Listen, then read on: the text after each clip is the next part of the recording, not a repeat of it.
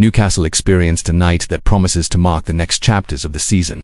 Far beyond the result against Liverpool, the spotlight was on what was happening off the pitch.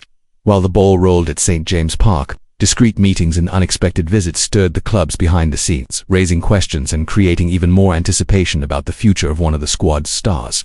It is precisely in this scenario that the Newcastle owners came into focus, attending the clash against Liverpool in full force. It was far from a mere formal visit. Reports indicate that important moves took place away from the cameras, conversations that could completely change the course of the season and perhaps even the perception of the club's sporting project. The city seemed to sense it, as if every attentive eye already knew that something bigger was happening. Before revealing the main point of that night, I want to invite you to subscribe to the channel. Here you will follow all exclusive updates about Newcastle United, with details that often don't make the traditional headlines. Your subscription is essential so we can continue delivering high-quality content, always first-hand for the true Magpie supporters. With every passing minute, the anticipation only grew. The late defeat against Liverpool brought frustration, but it couldn't hide the activity taking place behind the scenes. In the pubs, the conversation wasn't just about the result, but about what was said to have occurred hours before kickoff.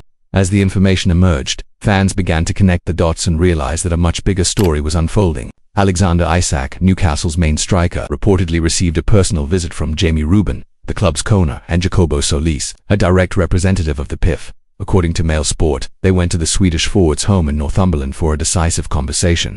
The goal was clear: to convince the player to remain with Newcastle, amid growing rumours that he wants to move to the Premier League champions. This meeting brought all the uncertainty surrounding Isak's future to the forefront.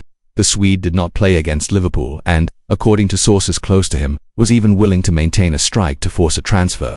The situation put Eddie Howe in a delicate position, as he must respond on the pitch while seeing his main attacking reference clash with the board. It's worth remembering that Isak has been a key figure since joining the club, scoring important goals and winning the fans' affection. That is why the prospect of losing him at this moment causes immediate concern. Even more so because Anthony Gordon, another key attacker, is suspended following a red card against Liverpool.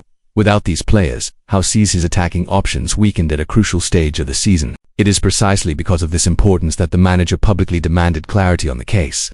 In an interview after the defeat to Liverpool, Howe made it clear he needs a decision before the transfer window closes. "We want clarity. We want to move forward. We want the narrative to change," the coach stated. According to him, it is no longer possible to maintain uncertainty while the season is already underway. By the way, if you haven't subscribed yet, this is the perfect moment to join our community. Here, we tell Newcastle's story in real time, with analysis, behind-the-scenes insights, and reliable information from sources like Mail Sport, BBC, and Sky Sports. Subscribe now so you don't miss any updates, because the coming days promise to be intense. Interestingly, while Eddie Howe called for clarity, Yasser Al-Rumayyan, chairman of the fund that runs Newcastle, was present in time. Officially, his visit was simply to support the team. But behind the scenes, speculation suggested that his presence was directly linked to Isak's future. After all, he rarely appears so visibly during turbulent moments without a bigger plan. When asked about this visit, Howe avoided controversy and answered carefully. "He is the owner, the most important person when it comes to guiding decisions. But I don't take part in those conversations. I'm focused on preparing the team," the manager said. His words made it clear that, although not directly involved in negotiations, Howe understands the significance of each move made by the board. The drama surrounding Isak isn't just about losing a player. It also symbolizes the clash between ambition and stability. For Newcastle, keeping their number 14 shows that the project is solid and that top players don't leave at the first opportunity. For Isak, the chance to play for a Premier League champion may seem irresistible, especially at this stage in his career when he is seeking titles and international prominence. This uncertainty, of course, has a direct impact on the pitch.